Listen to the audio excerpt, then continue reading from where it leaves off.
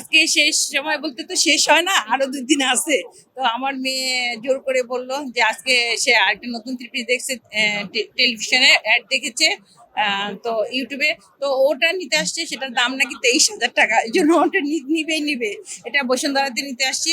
আমি যমুনা ফিউচার থেকেও নিয়েছি এবং পুলিশ প্লাজা থেকেও নিয়েছি। হ্যাঁ, সব জায়গায় একই রকম ম্যাডাম, সব জায়গায় একই রকম দাম। বসুন্ধরা সিটি পরিবেশ অনেক সুন্দর, অনেক সুন্দর। এই জন্য ও আমি আবার এই এই লাস্ট মুহূর্ত সেফ মনে করলাম বসুন্ধরাকে, এই জন্য আমি বসুন্ধরাতে আসলাম।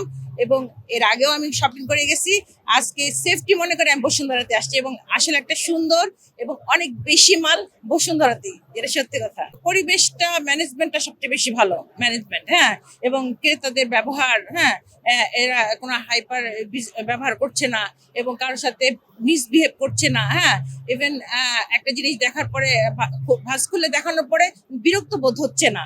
এই জিনিসটা আমার কাছে খুব ভালো লাগছে। এটা আমরা এটাই চাই, ক্রেতারা এইটাই চাই যে 10টা খুলে ফেললাম, নিবেন না কেন? হ্যাঁ, এরকম কোনো কিছু হচ্ছে না এবার। যেটা সত্যি কথা, এটা বলতে হয় না, তারপরে আমি বলছি বসুন্ধরাটা হচ্ছে বেশি মাল, বেশি দোকান এবং বেশি ডিজাইনের জিনিস এবং বেশি ব্যবহার ভালো এবং সেফটি, সবকিছুর মধ্যে বসুন্ধরা বেস্ট আমি বলবো।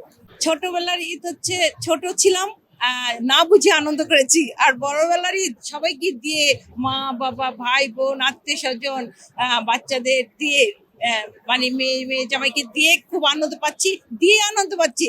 আর ছোটবেলা পেয়ে আনন্দ পেয়েছি, এটাই পার্থক্য।